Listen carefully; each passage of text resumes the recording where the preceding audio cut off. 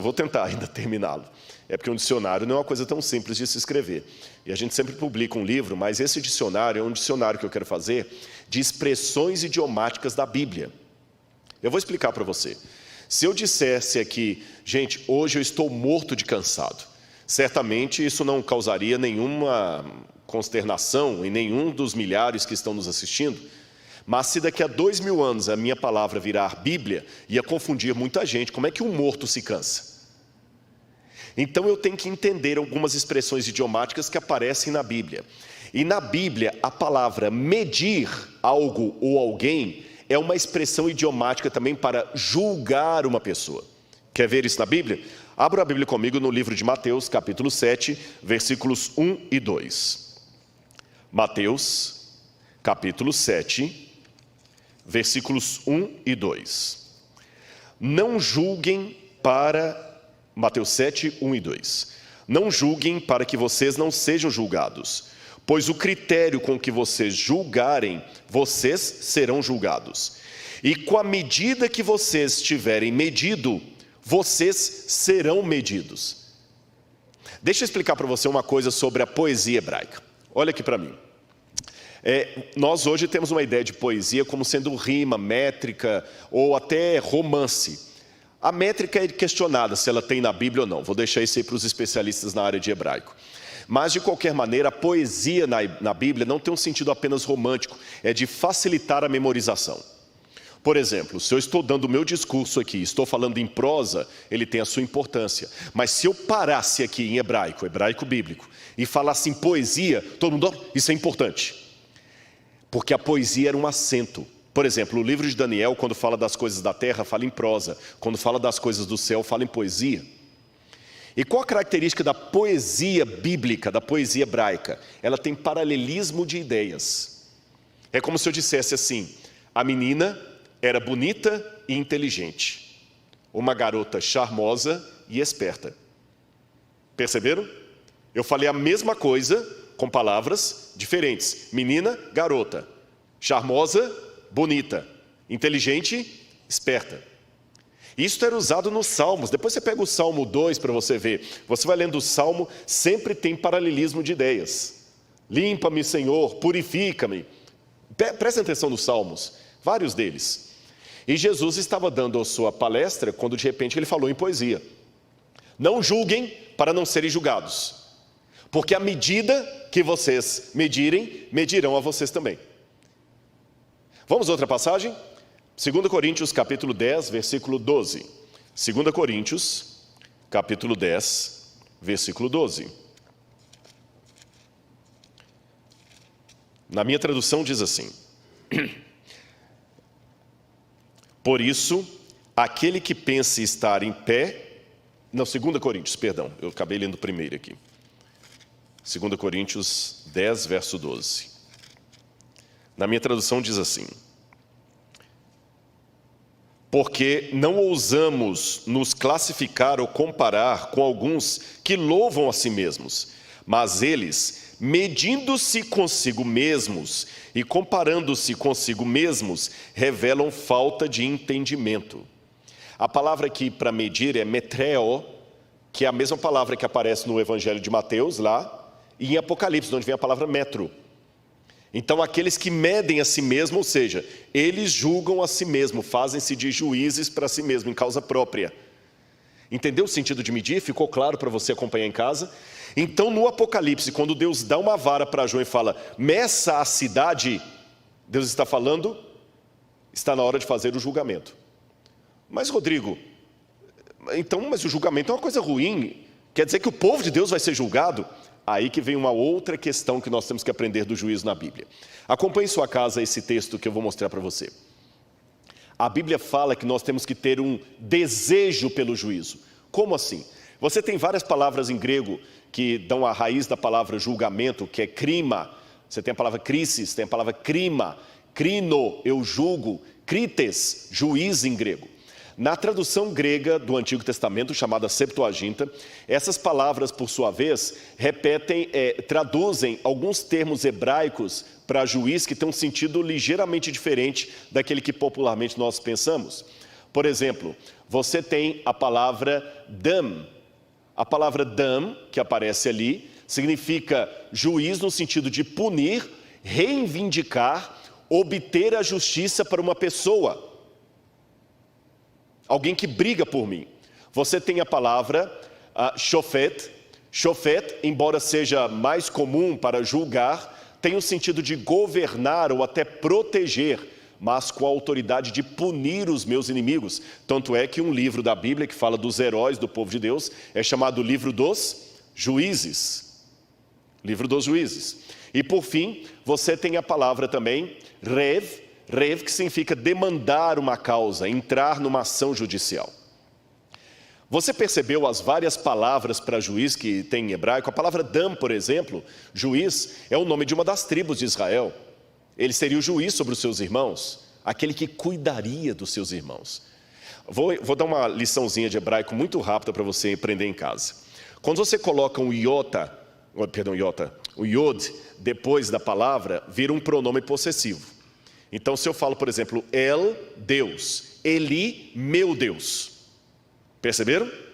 Dam, juiz. Dani, meu, juiz. El é Deus, então Daniel, meu Deus é juiz. O nome Daniel. Percebeu? Shofet, como eu falei com vocês, é o nome que se dá para aqueles heróis da Bíblia. Mas nesses casos eu mostrei que juiz não é apenas aquele que pune, é aquele que pega a minha causa, que briga por mim, que me reivindica. Desse modo, na cultura bíblica, o juízo só é algo a ser evitado por alguém que está em falta, mas para aquele que é injustiçado, aqui sim eu posso entrar na pauta social de uma maneira escatológica, de uma maneira bíblica, para aquele que é injustiçado, para aquele que é oprimido, para aquele que é machucado pelo diabo e pelas provações da Bíblia, ele tem que clamar pelo juízo de Deus, o dia que o meu juiz virá me fazer justiça. Uma justiça que não é minha, uma justiça que é de Deus. Tanto é que Martinho Lutero, quando já era doutor em teologia, treinado pelos teólogos da Idade Média, já tinha saído da Idade Média, já estava entrando na Idade Moderna, Lutero não entendia essa expressão juízo de Deus, a justiça de Deus, ele tinha pavor daquilo. Até que ele leu no Salmo 72, se eu não me engano, o 71, 72, Senhor, livra-me por tua justiça, em ti me refugio. Lutero não entendeu como Deus pode me livrar pela justiça dele, se a justiça é algo com o qual Deus pune, é um instrumento de punição. Aí Lutero entendeu a outra fase do juízo de Deus. A justiça não é algo que Deus cobra de mim, é algo que Ele me oferece. E em me oferecendo a sua justiça, Ele também me oferece a reivindicação que eu tenho. Qual a reivindicação? De olhar nos olhos do diabo e falar assim, você é derrotado, eu sou um filho de Deus. O diabo poderia até querer ir ao céu, entre os Bnei Elohim, entre os filhos de Deus. Mas o Senhor tinha o direito de falar, viste o meu servo Jó? Você tem essa reivindicação, meu amigo. O juízo de Deus é algo que quem conhece a Bíblia deseja, anseia. Porque é quando o Senhor fará justiça ao seu povo, aos seus escolhidos. Rodrigo, tudo bem, então é nesse sentido que João mede os santuários que nele adoram, exatamente nesse sentido. Eles estão ansiando pelo juízo de Deus, pela proteção de Deus, pela justificação determinante de Deus. E isto coincide muito com o dia da expiação que você ouviu aqui na palestra do professor Reinaldo. Porque em Levítico 16 fala do dia da expiação.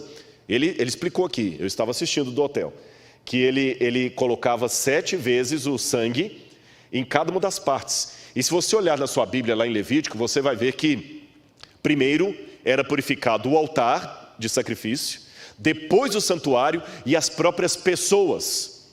É o mesmo esquema que eu tenho no Apocalipse.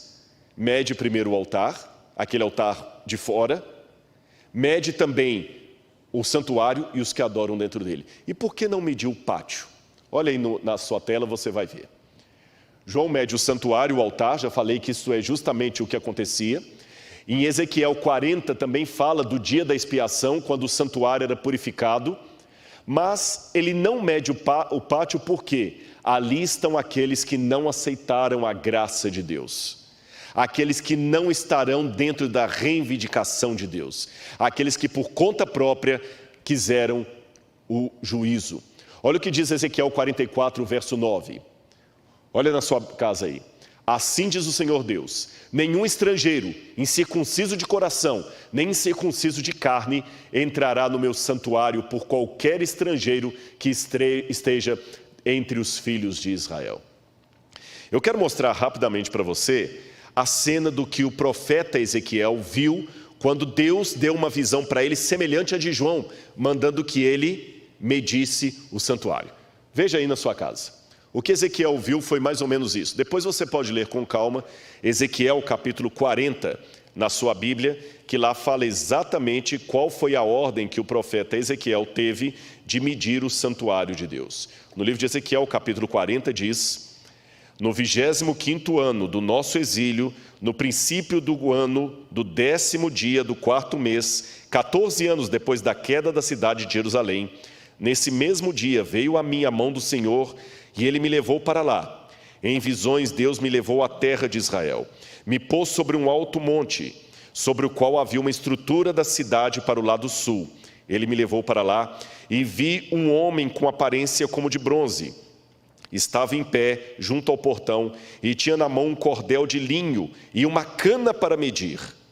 O homem me disse: filho do homem, veja com os próprios olhos, ouça com os próprios ouvidos, preste atenção em tudo que vou lhe mostrar, porque para isso você foi trazido aqui. Anuncie à casa de Israel tudo o que você está vendo. Ezequiel viu o santuário medido. Eu não tive a visão de Ezequiel, mas eu posso chamar a sua atenção hoje como profeta.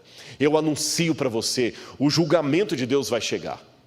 E o que João vê ali no Apocalipse, portanto, é uma forma escatológica do dia da expiação. Se é escatológico, não pode acontecer no santuário da terra. E nós aprendemos no livro de Hebreus, que também foi explanado aqui pelo pastor Batistotti, se eu não estiver enganado, que há um santuário no céu.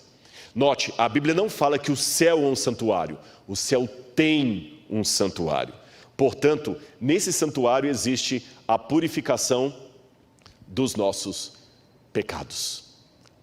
E Cristo já está passando para os momentos finais da história desse mundo. Então eu quero terminar aqui a minha fala contando uma historinha para você. Eu quero contar uma história, depois vou falar de uma palavrinha e o quarteto vai cantar para nós aqui. Você está com receio do julgamento de Deus? Você ainda tem medo do lago de fogo e enxofre? Você talvez está preferindo aquela visão romântica que Deus não pune, não condena? Eu espero que a mensagem dessa noite tenha mostrado para você uma outra faceta do julgamento de Deus. O julgamento em que Deus nos reivindica. A palavra reivindicar vem de julgamento. Nos apropriar daquilo que é seu. Deus vai nos apropriar novamente para Ele. Sabe por quê? Cristo com seu sangue pagou a dívida que havia contra nós. Ele morreu por nós na cruz do Calvário. Mas Ele ainda não voltou para tomar o reino. Ainda há desastres, guerras, traições, pânico, medo, desgraças. Mas quando Ele vier para reclamar o que é seu, aí, meus irmãos, não precisaremos ter medo de nada. E talvez uma parábola ilustre isso para você. Uma vez, na época do Far West, um jovem foi acusado de um crime. Ele, numa briga de bar, matou um outro homem porque estava bêbado. E naquela época, você sabe, as pessoas eram enforcadas. Só que muita gente conhecia aquele rapaz e resolveram apelar ao governador da cidade para que não enforcasse aquele rapaz. O governador aceitou o apelo, só que ele queria saber a quem que ele estaria dando a liberdade. O governador, então, escreveu uma carta anulando a sentença de morte daquele jovem, colocou dentro de uma Bíblia, vestiu-se de religioso, colocou um clergyman e foi até a cadeia. Quando o governador, disfarçado de religioso, chegou com a Bíblia na cadeia, que cena triste. O jovem começou a gritar atrás das grades e falar assim: vai embora daqui, suma, eu cuspo em você, se você vier aqui eu bato em você. E o governador, disfarçado de religioso, falou: não, meu jovem, por favor, deixe-me falar com você. tem algo muito importante para você aqui dentro. Não quero saber do que tem nesse livro, e cuspia, e xingava, e blasfemava. O governador ainda tentou aproximar ele, se vier aqui eu te ataco, e joga esse livro, leva esse livro embora. Ele falou, não, fique então com o livro, não quero saber. O governador então saiu, e logo depois o carcereiro chegou para aquele jovem e falou assim, você é louco, sabe o que você fez? Você mandou embora a sua chance de ser liberto. Aquele não era um religioso, ele era o governador do estado. E naquele livro, naquela Bíblia que você cuspiu, estava a sua carta de remissão. No dia da sentença, aquele jovem foi colocado no cadafalso e deram-lhe a oportunidade de falar umas últimas palavras. E ele falou para todos os que estavam ali, especialmente os mais jovens, eu serei morto daqui a pouco, mas eu não vou morrer por causa do crime que eu cometi. Eu vou morrer por causa do perdão que eu recusei. Eu queria que o quarteto viesse aqui à frente. E enquanto eles estão vindo aqui, deixe-me falar ao seu coração agora. Porque eu não sei em quantos lares esta mensagem vai chegar. Talvez alguém está ouvindo enquanto trabalha de Uber. Talvez alguém está ouvindo num ponto de ônibus, à noite. Quem sabe você pode estar ouvindo essa mensagem até no momento em que ela já não está mais ao vivo, apenas numa gravação do YouTube. O lago de fogo e enxofre, meu amigo, minha amiga, deixe-me corrigir. O lago de fogo e enxofre, meu irmão e minha irmã, não é um sadismo de Deus. Deus não é uma criança malvada queimando formiguinhas com uma lupa esquentada pelo raio do sol. Se de imaginar se trata, eu não acho que estou cometendo sacrilégio algum em dizer que naquele dia do juízo haverá uma lágrima nos olhos de Jesus, talvez até um soluço. Ele olhará para aqueles que estão no lago de fogo e enxofre com dor. Sabe por quê? Ele dirá, eu enfrentei a cruz do Calvário para que vocês não precisassem escolher o lago de fogo e enxofre. Eu enfrentei o inferno, porque independente do entendimento que você tem para o inferno, eu acho que eu posso colocar uma frase que harmoniza todas as ideias teológicas sobre o inferno, por mais divergentes que sejam. Sabe o que é inferno em última instância? A ausência absoluta de Deus. Perceba que no Apocalipse, o lago que arde com fogo e enxofre não produz queimaduras, ele produz tormento. Um tormento indescritível, de um peixe que está fora da água, está fora da vida, está fora de Deus. O único, e não é blasfêmia que eu estou dizendo, nem heresia, está na Bíblia, o único que enfrentou a ausência absoluta de Deus até hoje, não foi o diabo. O diabo vai enfrentar quando ele for lançado no lago de fogo e enxofre. Quando ele for lançado no lago de fogo e enxofre, aí ele vai saber o que é a ausência absoluta de Deus. Nem o diabo ainda sabe. O único que enfrentou a ausência absoluta de Deus foi o Cordeiro morto desde a fundação do mundo. Para quê? Para que ninguém mais precise passar por isso. Esta é a mensagem do juízo do Apocalipse. E agora que você sabe, conforte-se com ela. Peça a Deus essa mensagem. Peça a Deus esse conforto e Ele vai lhe dar. Anseie pelo juízo de Deus. Deus está voltando. E sabe por que a volta de Cristo tem barulho, tem som, tem terremoto, o sol se escurecendo? É simples, porque Deus está entrando com a tropa de elite para tirar você desse cativeiro. E quando a polícia vem para libertar alguém, não dá para ir com flores, tem que ir com efeito, com bomba. Deus está rasgando o céu, porque Ele quer buscar você. E agora que você sabe disto, É muita mediocridade espiritual guardar isto para você. Temos uma missão, e esta missão foi aquela que eu iniciei abrindo. Vi um anjo voando pelo meio do céu, proclamando em alta voz: temei a Deus e dá-lhe glória, pois é chegada a hora do seu juízo, e adorai aquele que fez o céu, a terra, o mar e as fontes das águas. Quando você anseia pelo juízo de Deus, você não consegue ficar calado. Você anseia e fala para as pessoas. Temos uma missão: nos preparar, aguardar e levar outras pessoas a desejarem o dia do juízo de Deus.